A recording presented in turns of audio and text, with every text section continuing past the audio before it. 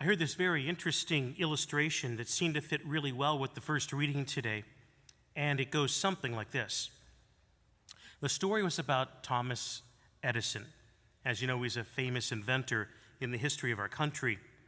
And he was a little bit concerned because he would often meet with people that needed things built or designed in his little office. And in his office on the desk, he had this wonderful little cigar box. Well, the problem is he would purchase Cuban cigars, which are very good, but they're imported and they're a bit costly. And he was concerned that visitors would come to the office, look and go, oh, cigars, and they'd take them up. They'd take like 3 or 4 and shove them in their jacket, and they'd light one up, you know.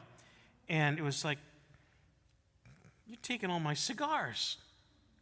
Well, since he didn't feel that he should lock up the cigar box, his secretary suggested, she goes, why don't we order some inexpensive cigars, or we could even have, as a kind of a joke for those who want to take your cigars, let's have some cigars made out of cabbage leaves, and we'll substitute those for the Havana cigars. Well, Edison agreed.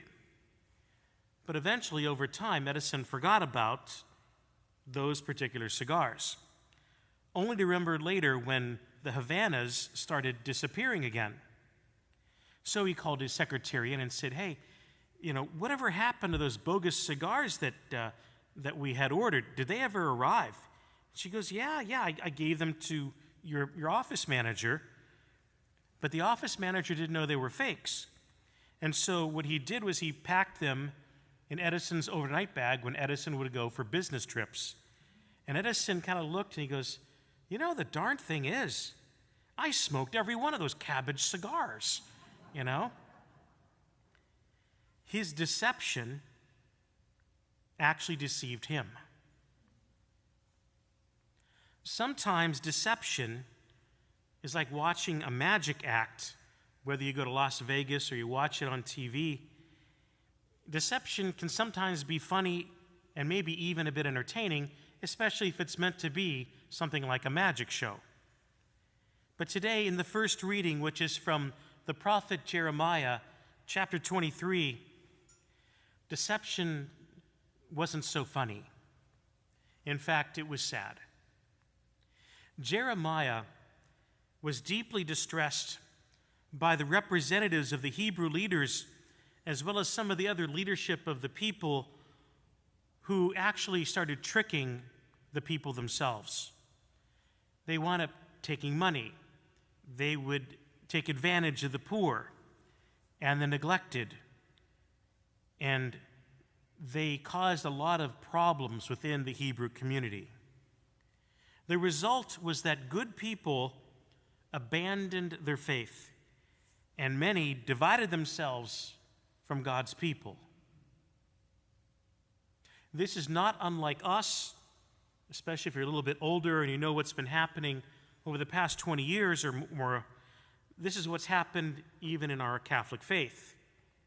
There have been those, although small in number, but there have been those who have caused harm to young and vulnerable people and made it terribly difficult for those of us who are currently priests and deacons and sisters and religious brothers and other religious leaders in our faith.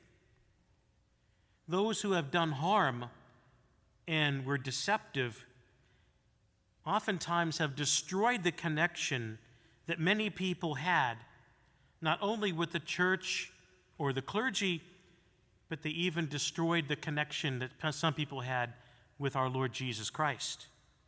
All because they had problems, they embraced their own ego rather than embracing truth and holiness and unity with Jesus Christ.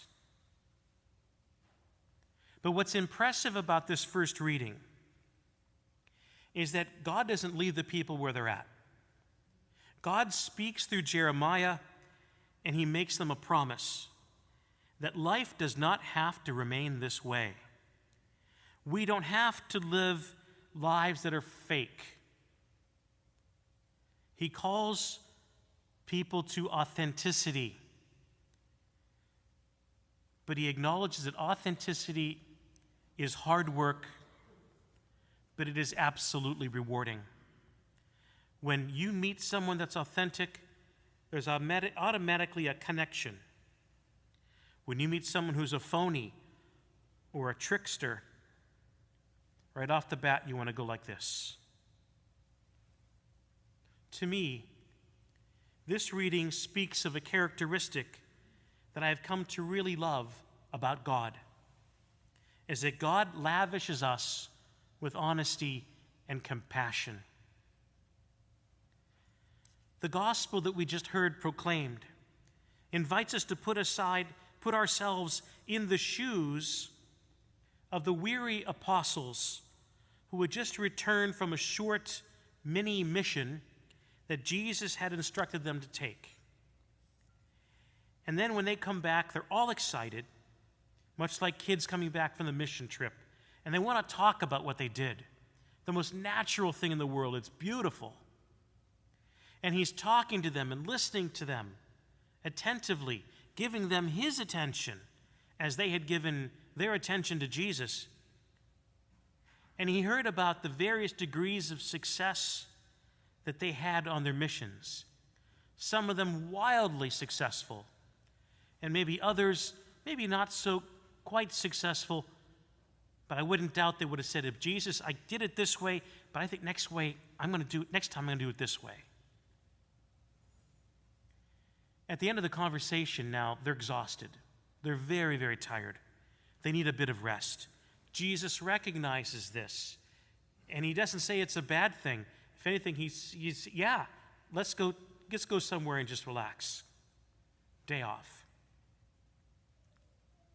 But due to the news of the good work that the apostles did for other people in the name of God, the people sought them out all the more,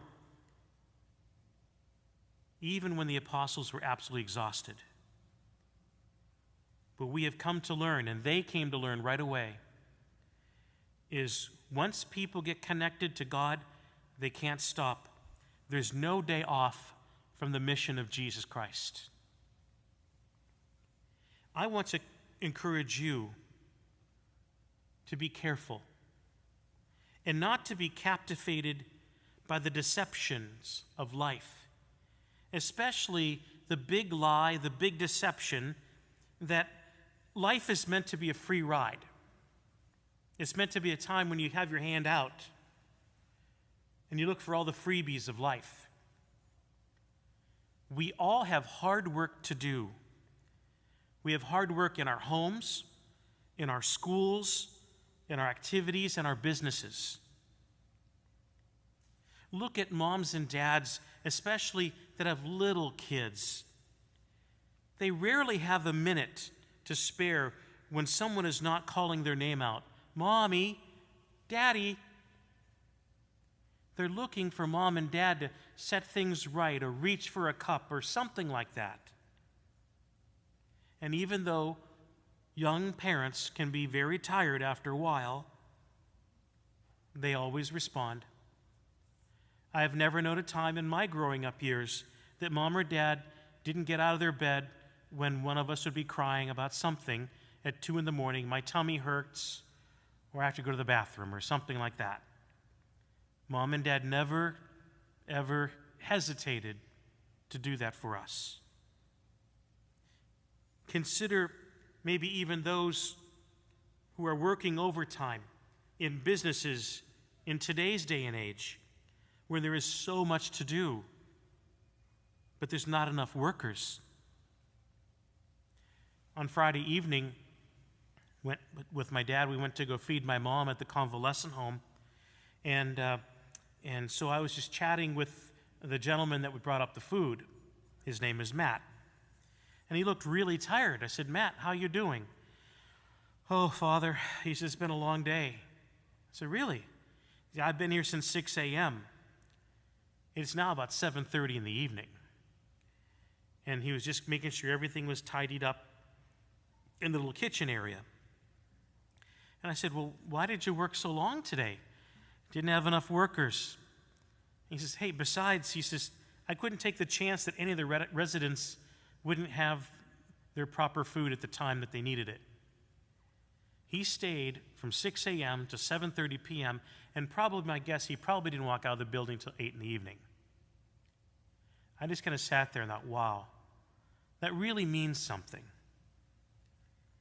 I believe that you and I are invited to be aware, ever more aware, especially in today's circumstances, of those who go above and beyond the call of duty every day. And most of the time, those people you don't normally meet in the front. They're the ones that work behind the scenes. This week, there'll be someone coming in here, and they'll be vacuuming all the rugs that you see all around you. They'll be picking up all the debris that might be left in the pew from the weekend. They'll be taking all the glass windows and wiping them down, with the little Windex or something like that, making sure that the place is neat and clean for next week's worship. Those are the people that are the unsung heroes. Those people live an authentic life of service. Our response needs to be simple gratitude expressed in kindness and appreciation. Jeremiah was fully aware of all the hurts around him, and he let the people know he cared. Jesus' heart was aching with compassion for his friends who worked themselves to a frazzle, and his support helped them to form a pattern of priestly service that has been a model for over 2,000 years. So with these scriptures proclaimed today and the Eucharist that we will receive in just a few moments, may you and I never be deceived that life is a free ride, or that we have to be the center of the universe. Life is not easy, but working hard and living life well is always good.